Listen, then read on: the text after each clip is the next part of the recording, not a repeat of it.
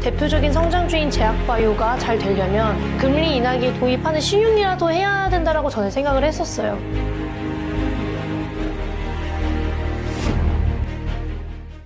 오랜만에 오셨습니다. 안녕하세요. 네. 뵙고 싶었어요. 아 진짜로요? 네. 아, 또 너무 와이스트리 좋아하시고 그러시면 안 되는데. 아, 이거 완전 좋아하죠. 우리 솔트룩스의 이경일 대표님 와주셔서 반갑습니다. 감사합니다. 감사합니다. 진짜 AI 지난번에도 2번 네. 와주셨었는데 뵐 때마다 AI에 대한 뭐라 해야 되나 서비스? 이 진화의 속도가 너무 빨라가지고 맞습니다. 챗 GPT만 놓고 보더라도 막 네. 너무 어지러울 정도로 너무 빨라서 네. 그거 막 대표님한테 여쭤보고 배우고 했었잖아요. 네. 요즘에는 어때? 요즘에는 그러니까 시장에서 느끼기에 특히 이제 주식 투자하시는 분들 사이에서는 AI가 살짝 이제 좀 겨울이 오나? 네. 동면에 들어가나? 아니면 좀 쉬어가나? 전기차처럼 캐즘인가? 이런 얘기 나오거든요. 현장에서는 어떻게 느끼고 계세요? 일단 분위기가 좀 잔잔해진 건 사실이죠. 잔잔. 네, 잔잔해졌다라는 거는 열정, 두려움, 이게 만약에 세상을 바꿀 것 같은 그런 기대감, 네. 이런 부분에서 이제는 이거 써서 뭘 어떻게 해보지? 이거 돈은 벌 수 있나? 여태까지 돈 엄청 넣었다고 하는데 예, 수익 예. 모델은 뭐야? 하는 식의 좀 더 현실적인. 처음에 이제 먼저 누군가가 얼굴을 주먹으로 후려치면 이거 뭐지?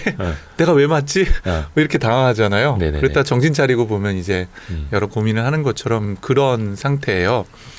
그래서 오늘은 제가 그런 자료하고 특히 요즘 또 AI 반도체 관련된 관심도 많으니까 그 얘기까지 하면 좋을 것 같아요. 지금 제가 자료 화면 하나 준비를 했는데요. 네네. 혹시 우리 와이스트리트에서 하이프 사이클 얘기한 적 있나요? 저거 약간 캐즘 얘기할 때 좀 나오던 그래프? 뭐 근데 이런 좀 다릅니다. 캐즘은 이제 예. 어떤 기술이 만들어지거나 새로운 제품이 만들어지는데 그게 사회에서 대대적으로 받아들여지기 전에 반드시 죽음의 계곡을 넘어서야 된다 하는 관점이 그건 마케팅 관점으로 네. 보는 시각이 크고요. 이 하이프 사이클은 거품 관점이 커요. 저 왼쪽에 있는 저 높은 그게 거품입니다. 네. 그래서 하이브는 말 그대로 하이프 사이클이라는 건 하이브는 말 그대로 과장돼 있다, 거품이다. 뭐 이런 뜻이거든요. 근데 이건 가트너 그룹이 벌써 20년 넘게 동안 매년 발표를 해요. 하이프 네. 사이클이라는 게. 근데 이 가트너 그룹이 가지고 있는 인사이트는 이겁니다. 세상을 바꾸는 기술은 반드시 거품 단계를 거친다. 무조건. 인터넷이 그러했듯이. 네. 예를 들면 그걸 제가 하나씩 보여드릴게요. 예. 이게 지금 저희가 지난 40년 동안 겪어봤던 거품이거든요. 80년대 초반부터. 1981년도가 IBM PC를 내놓은 해예요. 그 바로 전전에 애플이 창업을 했습니다. 지금 전 세계 시총 1, 2, 3등 안에 들어있는 두 회사죠.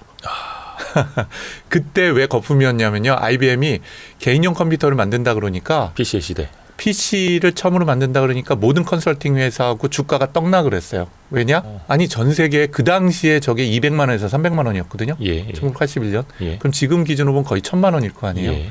아니 1000만 원짜리를 개인이 누가 산다고 저걸 만드냐. 저 시장 자체가 없다.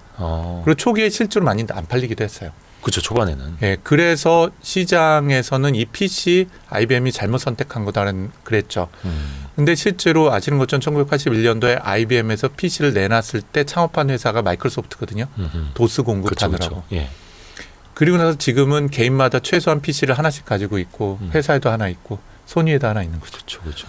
그다음에 1995년은 말씀 안 드려도 될 것 같아요. 심지어는 닷컴 버블이라는 말을 쓰니까. 그렇죠. 네, 95년도에 웹브라우저가 처음으로 나왔어요. 웹브라우저 기준으로. 네. 그러니까 웹은 1989년도에 팀 버너스-리가 HTML이라는 걸 처음 만든 해고요. 네. 그리고 그걸 활용한 웹브라우저가 93년, 4년도에 처음 나왔어요. 제 나이 또래 되는 분은 아시겠지만 모자익이라는 것 다 네. 혹시 모르시죠, 대표님? 예, 자세히 모르겠습니다.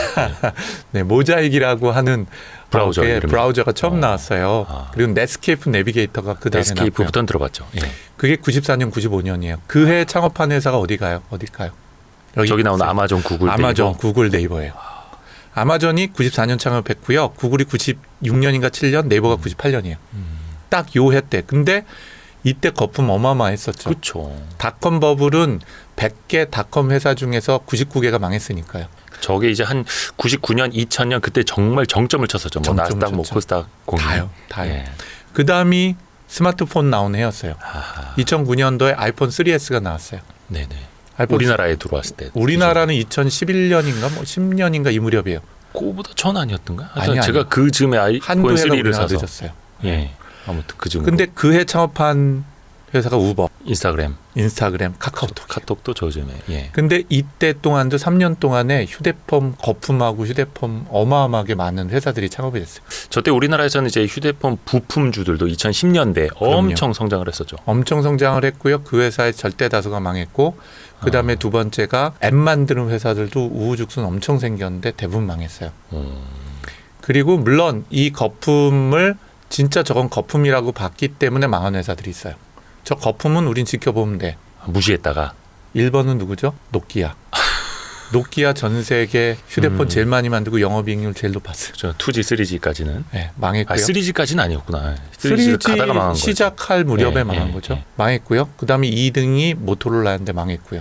스타텍. 스타텍 대단했죠. 그다음 레이저라는 거인데 그거는 그 모델 하나가 전 세계에서 판매를 제일 많이 됐었죠. 데이비드 베컴. 네, 맞아요. 난 둘 다. 요 아는 사람들이 이제 아재. 예. 특히 스타텍은 뭐 그거는 성공한 사람의 상징이었어요. 이게 뚜껑 열려서. 벽돌폰 다음으로. 예. 네, 그랬던 회사 망했고요. 그리고 우리나라 LG도 포기했죠. 결국은. 그 세 회사 공통점이 뭐냐? 스마트폰 아니 50만 원, 60만 원짜리 지금은 200만 원이 넘어요. 요번에 300만 원 넘고요, 아이폰은. 근데 언제였더라? 2000년대 초반이 아니다. 90년대였나? 저희 아버지가 벽돌폰을 사셨었거든요. 네. 그때는 카폰이라고 했어요. 카폰이라고 그랬죠. 예, 그 집안이 난리가 났었습니다. 뒤집어질 뻔했습니다. 그때는 그렇게 비쌌었는데 비쌌죠. 이 시대가 오냐 마냐 했었죠, 당연히. 당연히요. 예. 거기뿐만 아니라 뭐 이 얘기하면 또 나이 든 사람 얘기할까 봐 그런데 시티폰도 기억나고 그렇죠. 그런데 중요한 거는 진짜 거품인지 아닌지 우린 모른다는 거예요. 그 사이에도 굉장히 다양한 거품이 있죠. 예를 들면 메타버스가 거품이었냐? 그럼 지금 돌이켜보면 거품이죠. 그럼 미래에는 그 거품이 다시 오냐 안 오냐 지금 알 수는 없는 거죠. 그래서 지금 기준으로 보자면 과연 인터넷이 거품이냐, 블록체인이 거품이냐, 메타버스가 거품이냐 질문할 것도 많고 또 그거를 성견지명을 갖고 보기는 굉장히 어려운 거죠. 그래서 이렇게 뭔가 세상을 바꾸는 것은 반드시 거품이 수반된다라는 게 가트너가 바라보는 시각인데 이 거품은 크게 세 가지 관점이 있어요. 첫 번째 관점은 뭐냐? 돈이에요. 아하, 그렇죠. 돈의 흐름. 돈의 흐름. 거품이 있을 때 그 돈이 몰려요. 그렇죠. 네, 그 돈이 몰려요. 거품으로. 그런데 그럼 거품으로 돈이 몰리면은 거품이 터진 순간에 어떻게 되냐? 그 돈이 다 휴지 조각이 되냐? 뭐 그런 케이스도 있을 수 있는데 그게 진짜 작동되는 거품이면 그 돈이 몰린 회사가 생존하고 그리고 지배를 하게 돼요, 시장을. 예를 들어서 그 10개 중에 하나가 살아남았는데 그게 100배 성장한다든가 뭐 이런 식으로. 10배 중에 하나는 아닐 것 같고요. 100개 중에 하나 살아남는데 10,000배 성장을 하죠. 예를 들면 97년도에 AWS가 아니라 아마존이 상장을 했잖아요. 예. 그때 97년도면은 뭐 하고 계셨어요, 우리 대표님? 저는 이제 고등학생 때.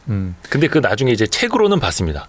네. 아마존 처음에 상장할 때 정말 몇 달러 안 됐었었는데. 네. 예. 그때 1,000만 원어치 주식을 사셨으면 작년에 한 60억 돼 있었어요. 시계를 좀 돌리면 안 됩니까? 그러니까 근데 사람들이 다 미쳤다 그랬어요. 이게 작동이 되냐? 닷컴 버블에서 제가 계속 AWS라는 얘기를 하는데 AWS 얘기를 하는 이유가 있는데 아마존 웹서비스. 아마존이 실제로 이익을 내기 시작을 한 게 상장하고 나서도 거의 10년이 걸렸어요. 근데 2004년도에 갑자기 제프 베조스가 뭘 들고 나왔냐면 난 이제부터 클라우드를 할 거라 그랬어요. 2004년에요. 네, 4년대. 그리고 2006년부터 클라우드 사업을 본격적으로 하기 시작했어요. 그때 뭐 예를 들자면 포브스지를 포함을 한 뉴욕 타임즈부터 해서 죄송합니다 이렇게 욕해서 이 새끼가 드디어 미쳤구나. 아, 언론사에서. 아니 지금 아마존도 적자에 허덕이고 있고 맞아. 너 아마존에 전자상거래나 똑바로 해. 쓸데없는 짓 하지 말고. 그래서 그 해에 이제 클라우드 비즈니스를 시작했고 지금은 클라우드 비즈니스를 AWS라는 걸로 하죠. 아마존 웹 서비스로. 현재 영업이익이 있다고 하면은 아마존 전체 그룹사 영업이익의 60% 전후를 AWS가 해요. 그러니까 그 거품에 해당이 되는 거를 현실로 증명하는 거는 정말 어렵죠. 그건 뭐 현재 전기차도 마찬가지인 거고요. 또 스페이스X도 마찬가지죠. 우주산업도. 그래서 이 그림을 보면은 굉장히 재밌어요. 이게 1990년도에 네. 전 세계에서 가장 부자인 사람들 그래프입니다. 저게 머리 숫자예요? 아니요. 금액으로요. 금액으로. 예. 그래서 여기 보시는 것처럼 월마트 패밀리가 월튼 패밀리인데 월마트 패밀리가 전 세계 1등 부자 그룹이었고요. 예. 저기 이름이 써 있는 거네요. 네, 이름이 써 있어요. 멀리서 잘 안 보이습니다. 예. 빨간색이 일본, 예. 한국이 있었어요. 10등 안에 신격호 회장님, 롯데. 롯데 창업주. 근데 왜 부자냐면 일본에 땅이 많았거든요. 일본 같이 1990년이 일본 거품의 피크 정점이었죠. 그래서 오늘 주제는 거품인데 거품의 정점인데 신격호 회장님이 땅이 많았기 때문에 도쿄를 팔면은 미국을 산다 그랬어요. 맞아요. 네. 그러니까 그랬으니까 땅이 많은 사람들이 부자일 수밖에 없어요. 근데 이때 있던 걸 보면 일본의 땅 부자들, 사업가들, 듀퐁 패밀리나 와튼 패밀리 같은 전통적인 아까 월튼 패밀리처럼 전통적인 유통이나 뭐 이런 거 하는 사람들. 네. 그리고 나머지를 보면은 그닥 뭐 이렇게 보이지가 않아요. 근데 2020년 기준으로 보실래요? 1등 제프 베조스, 2등 아르노 회장. 아르노 회장이야 명품. 예. 명품이니까. 3등 빌 게이츠, 4등 마크 저커버그, 일론 머스크, 워렌 버핏, 레리 앨리슨 해서 보면 워렌 버핏 한 명 빼고는 저 파란색으로 다 바뀐 게 다 미국 애들이고요. 다 어떤 회사냐? 빅테크 회사들이에요. 부자가 된 사람들은. 그러니까 이 사이에 도대체 어떤 혁신이 있었냐라고 보면 이 부자들은 모두 다 거품을 겪고 생존한 겪고 생존한 것들이. 제프 베조스 가장 극단적인 거품이었죠. 닷컴 버블. 빌 게이츠 PC 버블. 그리고 마크 저커버그 소셜 버블. 네. 사실은 휴대폰 위에 소셜 버블이 올라온. 일론 머스크는 말할 것도 없잖아요. 지금도 거품이라는 말이 많은데. 그렇죠. 네. 지금도 이제 뭐 테슬라 비싸는 만에 뭐 스페이스X 뭐 얘기 많고. 네. 특히 일론 머스크가 잘 아시는 것처럼 막 첫 번째 회사 엑시트하고 나서 너 뭐 할 거냐 그랬더니 전기차 할 거고 뭐 우주 갈 거다, 화성 갈 거냐. 사람들 얼마나 비웃었는데. 그렇죠. 지금 뭐 미치광이라고 했죠. 네. 제프 베이조스도 맨 처음에 이제 미치광이라는 얘기 미치광이라고 들었고. 네. 이경일 대표님 혹시 그런 말씀 안 드세요? 그래서 좀 제가 젠틀하셔가지고. 이 정도는 못 될 것 같아요. 미치광이가 이렇게 막 욕도 하시고 막 트위터에 이상한 글도 올리시고 하셔야 되는데. 오늘 한번 해볼까요? 그래서 실제로 그 사이에 거품이 3-4번이 있었다면 그 거품에서 거품 위에 올라가서 생존한 사람들이 사실은 부자들이에요. 근데 이 부자들을 보면 여기 있는 것 중에 제가 화살표 표시를 했거든요. 네. 지금 화살표 표시한 사람들이요. 제프 베조스, 빌 게이츠, 마크 저커버그, 일론 머스크 공통점이 뭐냐? 예. 현재는 인공지능에다 돈을 쏟아붓고 있는 사람들이에요. 저 사람들이 공통적으로 네, 다. 거의 모두 워런 다. 버핏이나 이런 사람들 빼고는 다. 네. 뭐 레리 페이지 구글, 스티브 발머 마이크로소프트 공동 창업자인데 지금 AI에 가장 많이 투자하고 있어요. 이 사람이 벤처 캐피탈 같이 자금을 운영하거든요. 네. 레리 앨리슨은 오라클 창업한 사람인데 네. 지금 재단까지 만들었어요. AI. 뭐 일론 머스크는 지금 XAI라는 그렇죠. 아예 회사를 만들었고 설립했고. 마크 저커버는 들어보신 분 계신지 모르는데 라마라고 하는 걸 포함을 해서 AI 모델이고 전 세계에서 현재 GPU로 제일 많이 사는 사람이에요. 그 오픈 AI의 가장 큰 오픈 AI래요. 엔비디아의 가장 큰 고객이 누구냐? 그 여기 중에서는 마크 저커버그 제일 큰 고객이에요. 그러니까 이럴 정도로 이 사람들이 거품에서 살아나서 부자 된 사람들이 이제는 다시 거품이라고 얘기한다면 거품에 투자하는 거죠. 그래서 이게 지금 가트너가 바라보는 거품이에요. 지금 우리가 어디쯤에 있는 걸까요? 저걸 이제 AI에다가 여기가 이제 같은 하이프 사이클이 뭐냐면요. 여기 이노베이션 트리거라는 게 있어요. 네. 어떤 혁신적인 기술이 나오면 네. 일단 이거부터 어려워 보이지만 제가 설명드리면 쉽습니다. 이건 시간축이에요. 그렇죠. 여기 타임이라고 써 있죠. 시간이 흘러가는 에 따라서 요 선을 따라서 이렇게 흘러간다는 거예요. 네네네. 시간 흐름에 따라서 요게 뭐냐? 익스펙테이션이요. 익스펙테이션은 사람들의 기대감이라는 거죠. 기대감 혹은 흥분, 기대감 뭐 또는 뭐 이게 세상을 바꿀 것처럼 보여지는 것 또는 한마디로 거품이라는 거죠. 그래서 어떻게 되냐면 어떤 완전히 새로운 혁신적인 기술이 나와요. 이노베이션 트리거니까요. 네네. 그리고 이 사람들의 선보이면 갑자기 각광을 받기 시작합니다. 이게 세상을 바꿀 거야. 이거 돈 벌어줄 거야. 나는 이 창업을 해야지. 하면서 이 꼭대기로 올라가요. 이 꼭대기가 뭐냐면 피코 오브 인플레이티드 익스펙테이션. 그러니까 과장된 기대감의 꼭대기. 그러니까 거품의 꼭대기라는 거죠. 다 좋아하고 다 믿고 다 뛰어들 때. 요게 인터넷으로 보면 언제죠? 2000년. 2000년이죠. 정확히. 그러면서 거꾸라지기 시작한다는 거예요. 기대감이 갑자기 줄기 시작해요. 투자도 줄어요. 그럼 벤처 캐피탈 같은 데가 언제 투자를 할까요? 기대가 올라갈 때예요. 올라갈 때. 여기 언제냐? 지난 3-4년이에요. AI로 놓고 보면. AI로 놓고 보면. 네. 지난 3-4년 동안 여기다 투자한 게 뭐냐면 오픈 AI가 거의 뭐 10조를 투자를 받았으니까. 그러니까 그 시기인 거예요. 그리고 나서 올해가 요 꼭대기에 온 거죠. 아, 올해가 저기라고 보시는 거예요? 그건 제가 얘기하는 건 아니고요.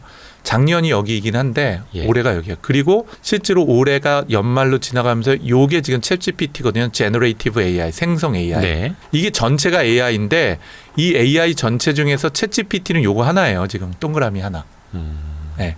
그러고 나서 요게 꼬꾸라지기 시작해요. 그럼 사람들이 이제 요 계곡을 우리가 환멸의 계곡이라고 불러요. 아이고 난 망했다. 난 망했다. 내가 이건 미쳤지. 돈안돼. 여기다 이 회사에 왜 투자를 해서 아. 뭐 그리고 그들 중에서 진짜 대부분은 망해요. 그러니까 아. 옥석 가리기는 굉장히 어려운 거죠. 그리고 나서 이 환멸의 계곡을 넘어서게 되면 슬로프 오브 인라이트먼트라고 써 있죠. 각광을 받는 햇볕을 받는 시기가 되는 거예요. 아, 살아남은 자들이. 살아남은 자들 이렇게 슬슬. 쭉 올라가서 경극적으로는 이 끝에 가면 돈 버는 게 되는 거죠, 기업이. 네이버, 아마존 뭐 이렇게. 그렇죠. 아마존하고 네이버 기준으로 보면 여기가 창업했을 때예요. 예. 94년, 5년도, 음. 2000년. 음. 그리고 닷컴 버블이 무너지기 시작한 게 언제죠? 2002년, 3년도. 네네네. 여기예요. 그리고 네이버나 아마존이 돈 벌기 시작한 거, 구글이 돈 벌기 시작한 게 언제냐? 2006년, 7년이에요. 여기예요. 그리고 지금 여기까지 와 있는 거죠. 그게 이제 하이프 사이클이에요. 네. 그러면 여기 있는 제너레이티브 AI가 지금 챗GPT 같은 거거든요. 얘가 여기서 출발해서 이렇게 올라서 거품 꼭대기까지 있다가 떨어진 거예요. 자율주행 자동차가 어디 있냐? 로봇이 어디 있냐? 그럼 로봇은 여기 있어요. 거품이 조금 더 꺼진 거죠. 그리고 자율주행 자동차 어디 있냐? 여기 있어요. 오토노머스 비이클. 아, 조금 더 앞서가네요. 그렇죠. 자동차는 거품 꼈다가 자율주행 자동차는 꺾어져서 이제 환멸을 다 겪었고요. 아. 야, 이제 환멸은 됐다. 자율주행 자동차 이 정도가 최고지 뭐 하면서 이제는 뭔가 올라오고 있는 거죠. 그런데 제가 이게 강연은 아니니까 가만히 보면 이 동그라미 색깔이 달라요. 그렇죠? 그러게요. 동그라미 색깔 중에 요 진한 게 어디냐? 네. 여기까지 가서 돈을 많이 버는데 5년에서 10년 걸린다는 거예요. 그러면 자율주행 자동차는 돈 버는데 얼마 걸릴까? 예. 5년에서 10년 걸린다는 거예요. 그러면 예를 들자면 자율주행 자동차인 우리가 테슬라에다가 투자를 했다. 투자자분들이. 네네네. 그럼 테슬라가 진짜로 살아남고 거품을 이겨내고 돈을 많이 버는 데까지는 얼마가 걸리냐? 5년에서 10년 걸린다고 보는 거예요. 그런데 사실 주식이라는 것은 이미 돈 벌고 난 상태가 되면 주가는 올라갈 때만큼 올라가니까 살 수는 없죠. 훨씬 더 이제 앞서가니까. 앞서가야 되죠. 그러니까 제가 말씀드리는 것처럼 아마존으로 해서 60억 돈을 벌려면은 고등학교 다닐 때 1,000만 원을 드셨어야 되니까. 그런데 그 성견지명이 있냐 없냐 하는 거는 뭐 별도의 얘기인 거예요. 사실 테슬라 투자자분들 중에서 돈 많이 버신 분들이 2010년대 후반 당연하죠. 그때 투자하신 분들. 그때 주변에서 야, 너 미쳤냐고 망하는 회사에다 돈을 넣어 이런 얘기 들었을 때 누가 전기차를 사냐고. 누가 1억씩 주고. 전기차냐고. 제 친구 중에 하나는 그것도 똑같아요. 크립토 커런시도요. 아, 그렇죠. 네, 가상화폐도 10년 전에 저보고 자기 가상화폐 샀다고 몇 개나 샀냐 그랬더니 비트코인 뭐 20개인가 30개 샀어요. 연락이 됩니까? 지금까지 가지고 있으면 완전 떼돈이죠. 그렇죠? 네네네. 그러니까 결국은 초창기에 투자를 해야 되는데 그 초창기가 거품인지 아닌지 분별하기는 정말 어렵다는 거죠. 그래서 이 지점을 경영학에서는 전략적 불협화음의 시대라 그래요. 불협화음에. 불협화음은 도미솔과 같이 아름다운 화면이 아니라 돌에같이 찢어지는 듯이 막 엉키는 소리가 나는 거거든요. 혼란스럽고. 예. 그래서 지금의 시기가 똑같아요. 모든 거품 시기에는 그런 게 있습니다. 그런데 오늘 관심 있는 이 제너레이티브 AI를 보시면 요 네. 중간에 보면 요 색깔이 2년에서 5년인 거예요. 요까지 가서 돈을 버는데. 예. 이거는 가트너가 지들이 만들어낸 건 아니고요. 전 세계에 있는 전문가들하고 인터뷰를 해서 이걸 뽑아내요. 네. 그럼 이 제너레이티브 AI, 챗GPT로 돈을 버는 게 이제부터 시작해서 이렇게 해서 환멸의 골짜기를 지나서 떼돈을 버는 데까지 걸리는 시간이 얼마냐? 짧으면 2년, 길면 5년 걸린다는 거죠. 그밖에 안 걸린다고요? 네. 이 가트너는 그렇게 보는 거예요. 그래서 지금 또 뭐 저 같은 경우에도 한 달에 뭐 $20씩 내고 쓰고 있으니까 네. 주변에도 많이 쓰시고. 그런데 그건 이제 챗GPT 얘기인 거고 챗GPT를 포함해서 저희 회사도 마찬가지지만 생성인공지능의 애플리케이션이라고 하니까 응용 소프트나 응용 서비스가 이제 내년부터 거의 폭발적으로 쏟아져 나와요. 안 들어가는 아직 시작도 안 한 거예요? 아직 시작도 안 한 거예요. 그러니까 예를 들면은 인터넷 언제 처음 쓰셨어요? 웹 브라우저를 언제 처음 쓰셨어요? 그 하이텔 삐삐삐 이거 말고 그거는 웹 브라우저. 인터넷은 아니에요. 웹 2000년부터인가 그랬던 것 같은데. 저는 94년이거든요. 와. 대학원 아, 들어갈 때. 네, 그때 이제 공부하실 때. 공부할 때. 예. 94년도에 처음으로 리눅스라는 거를 설치하고 거기다 웹브라우저를 깔아서 처음 써봤죠. 연구실에서. 94년 5년도에. 그러니까 일반인들이 인터넷이라는 것을 체험하는 데까지 걸리는 게 5년에서 6년이 걸렸는데 네. 그때는 이미 거품 꼭대기였던 거예요. 거품 때 이제 이해를 한 거죠. 그럼 돈 번 사람은 언제 들어왔냐? 2004년도에 들어갔죠. 그래서 사실은 그저께 2004년이요? 아니 94년. 94년. 큰일 날 94년도에. 2004년이면 이제 다 코스닥도 이제 이미 바닥 끝난 청소하고 이제 낙엽만 맞아요. 남아 있었을 때. 예, 예. 그저께 예. 그저께네 지난주 이번 주 초에 그 친한 분이 네. 저한테 연락 왔어요. 오픈 AI에 투자할 마음 있냐고. 오? 오픈 AI가 지금 라운딩을 하고 있어요 또. 거기가 얼마였대요? 9조 달러인가? 네. 그래서 그러면 저보고 거의- 그래서 미니멈 티켓 사이즈가 얼마냐고 관심이 없는 건 아니에요. 네네네네. 저희 회사도 돈은 있고 투자를 하니까. 네. 근데 미니멈 티켓 사이즈가 15 밀리언이에요. 15 밀리언. 200억. 우리나라 돈도 200억 원. 200억 원. 네. 그래서 그게 이제 미니멈 티켓 사이즈인 거예요. 예. 그래서 제가 한 이틀만 생각해 보겠다라고 하고 그 돈이 있으면 우리 회사에 인생을 걸어야지라고 해서 좀 어렵겠다라고 거절은 했어요. 그 얘기는 제가 무슨 얘기를 하냐면 이미 사실은 오픈 AI 같은 회사에 투자할 것들은 2년 전에 투자가 거의 끝난 상태예요. 요게 영상으로 나가도 되는 말씀인가요? 어떤 측면이죠? 뭐 제가 그걸 오픈 AI에 200억 원 투자할 수 있었던 기회. 그러니까 예를 들어서 상관은 저는 이제 없어요. 자본시장 쪽에 있다 보니까 상관은 없어요. 네. 요거 가지고 네. 그러면은 지금 솔트룩스 상장돼 있는데 네. 200억 원 CB 찍어서 그 조달할 수 있는데 그 돈 갖다가 오픈 AI에다 넣으면 이거는 그렇죠. 미래가 보이는 그게 건데 중요한 건데 어디 증권사 소개해드릴까요? 지금 전화. 아니요. 그게 중요한 건데 뭐냐면 제가 보기에는 예. 이런 거죠. 200억을 지금 오픈 AI에 들어가면은 그러니까 400억이 될 것 같아요. 예, 예. 그럼 200억을 버는 거겠죠. 네네네. 근데 제 관점에서는 200억을 다른 데 투자하면 현재 2천억이 될 수 있다고 생각을 하거든요. 그러니까 그건 이제 기회 투자도 마찬가지잖아요. 기회비용까지 감안을 해서. 네, 기회비용이라고 본다면 그러면 그게 더 그럼 안전한 거냐? 안전한 투자가 더 큰 성취를 만들어낼 수 있냐 하는 것이 더 큰 모험이라고도 생각을 해요. 투자자 관점으로 본다면. 왜냐하면 많은 분들이 모르시는데 솔트룩스가 생각보다 큰 회사이긴 해요. 그럼요. 예. 네. 뭐 제가 가끔 와이스트리트 나가고 3프로 TV 나가면은 주가 띄우려고 나오냐 하고 사람들이 댓글에 욕을 하는지 모르겠어요. 전혀 아닙니다. 왜냐하면 저는 저희 회사 주식을 팔 마음도 없고요. 그렇죠. 예. 돈이 있으면은 더 사 모으고 있거든요. 저희 회사 주식을. 농담 지난번 아니에요. 출연하셨을 때도 그 말씀하셨어요. 네, 그래서 저 네. 작년에 더 샀어요 주식을. 엔비디아 주식 살 돈이 있으면 나는 솔트룩스에 더 투자하겠다. 예. 전 진짜로 그래요. 예. 저 지금 마찬가지 마음이거든요. 예. 그래서 제가 오늘 혹시 이 방송 보신 분의 투자자 계시면 솔트룩스 주식 사지 마십시오. 그거 모르는 거 아무도 이거 저기 주가 올라가면 제가 저희 회사 주식을 못 사기 때문에. 박진영 PD도 본인 JYP 주식 샀다가 물렸습니다. 이거 모르는 겁니다. 그러니까요. 주가는 하늘도 몰라요. 그러니까요. 그래서 저희 회사 주식 사고 놓고 나서 나중에 그거 믿고 샀다가 떨어졌다 이런 말씀하시지 마세요. 그래서 그럼 저희 회사 주식 사지 마시고요. 제가 살 테니까 그러니까 사지 말라는 것도 아니고 그냥 노코멘트 그냥 예. 관심을 안 가지셔도 될 것 같아요. 네, 그런데 제 얘기는 네. 다시 원론으로 돌아가면 네네네. 결국 우리 투자하는 사람들은 내가 가지고 있는 투자의 가치를 어떻게 극대화하냐 하는 거죠. 안정적으로 차분히 갈 거냐 또는 리스크를 걸 거냐. 그건 저 같은 창업자나 연구자도 마찬가지인 거죠.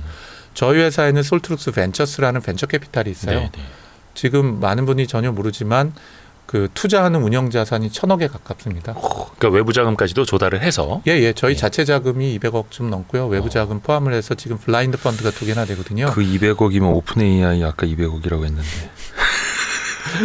그래서 이건 이제 가치 평가의 문제이기도 하지만 네. 다시 그러면은 원론으로 돌아와 볼게요. 네. 그래서 거품에 관련된 거를 제가 정리를 한다면 뭐 깔끔하게 정리하면 이런 겁니다. 거품이 있어야 한다. 근데 그 거품이 진짜 거품인지 아닌지는 굉장히 불협화음처럼 판단하기는 어렵다. 그럼에도 불구하고 그걸 판단하고 조기에 투자라는 사람들 중에서 성공한 사람이 나오더라. 그게 누구인지는 시간 지나가서 알 수밖에 없는 거지만 누군가는 그렇지 않은 곳이든 그런 곳이든 투자를 해왔다는 거죠. 언제? 이 하이프사이클 기준이라면은 네. 거품이 올라와서 거품 꼭대기가 되기 전에 남들이 다 알기 전에 알기 전에. 네, 그런 상태라는 거죠. 그러면 현재 인공지능은 거품이냐? 그러면 이 기준으로 보면 거품을 꺼지고 있는 거죠. 그럼 그게 문제이냐? 아니죠. 이미 그걸 알고 있는 많은 분들은 투자 기회를 잃은 거예요. 이 방송을 보는데 거품이니까 이건 없어질 거야가 아니라 여기 이 얘기를 듣고 계시는 대부분의 분들은 이미 거품이 나오기 전에 투자할 기회를 잃은 상태가 되는 거죠. 이미 뭐 전 세계 사람들이 다 알고 있으니까 이제는. 그렇죠. 예. 네. 그러면 그 다음은 어떻게 될 거냐라고 한다면 이제 주식 시장으로 보자면은 메이저 시장으로 옮겨가는 거예요. 메이저 시장은 어떤 회사에 투자해서 10배 번다는 건 어렵잖아요. 리스티드 컴퍼니가. 그렇죠. 이미 이제 상장 주식으로 10배 번다라는 거 거의 문제 엔비디아 같이 이제 희귀한 아주 희귀한 아주 경우죠. 희귀한. 아주 희귀한 경우죠. 그래서 그게 언제냐? 그러면 2년 내에 온다는 거예요. 2, 3년 내에. 어떤 게요? 그러니까 10배 버는 게? 아니죠. 아, 죄송합니다. 10배 너무 꽂혀가지고. 2, 3배밖에 벌지 못하는 시장이 2, 3년 내에 온다는 거죠. 출렁출렁 거리면서 변화가 만들어지는 시장은 2, 3년 후면은 끝날 가능성이 있다는 겁니다. 뭐가? AI 모든 분야가 아니라 AI에서도 챗GPT 같은 생성 AI 시장이. 여기 꼭지들이 모두 다 AI예요. 네네네. 그 중에서도 챗GPT 같은 생성 AI 시장은 이제 2, 3년이 지나면은 이제 변동성이 낮고 그다음에 투자해도 두세 배 이상 왔다 갔다 하기 쉽지 않은 시장이 될 가능성이 큰 거죠. 그러니까 한 불협화음의 시대는 앞으로 한 2, 3년 정도만 네. 더 겪으면 되는 거고 네. 그 이후에는 확실한 승자, 네. 돈 버는 기업들이 확실하게 나타날 거고 그때까지는 조금 이제 또 거품이 꺼지는 고통스러운 시기도 좀 필요할 수도 있고 지금 그걸 또 지나는 과정이고 필요할 수 있는 게 아니라 반드시 수반을 하게 되는 거죠. 그렇기 때문에 저희 회사도 좀 마찬가지로 봐요. 물론 저희 회사가 재무적 건전성이 굉장히 좋아요. 빚도 없고 뭐 현금이 저희 한 500억 이상 있고 또 저희 자회사들이 뭐 굉장히 큰 자금을 운영도 하고 있고 그러니까. 그런데 제가 잠을 못 자는데 그 이유는 살아남는 걸 넘어서서 성공이 중요한 건 아니지만 성과를 만들어내야 되니까요. 어깨가 무거우십니다. 무겁다기보다는 고통스러워요. 고통스럽다. 네. 야, 대단하십니다. 아니면 저는 좀 알거든요. 이경일 대표님의 그 스케줄을 살짝 이제 들어서는 알고는 있는데 살인적인 스케줄. 근데 또 이렇게 사람들에게 이걸 또 알려주시고자 말씀도 해주시는 거고 솔트룩스 주가랑은 전혀 상관없습니다. 여러분. 그리고 아까 그 보여주신 표도 그 세로축이 expectation, 기대감, 흥분 이런 거지 주가는 아니라는 아니에요. 거. 또 그거는 달리 갈 수 있다라는 거 한 번 더 강조를 해드립니다.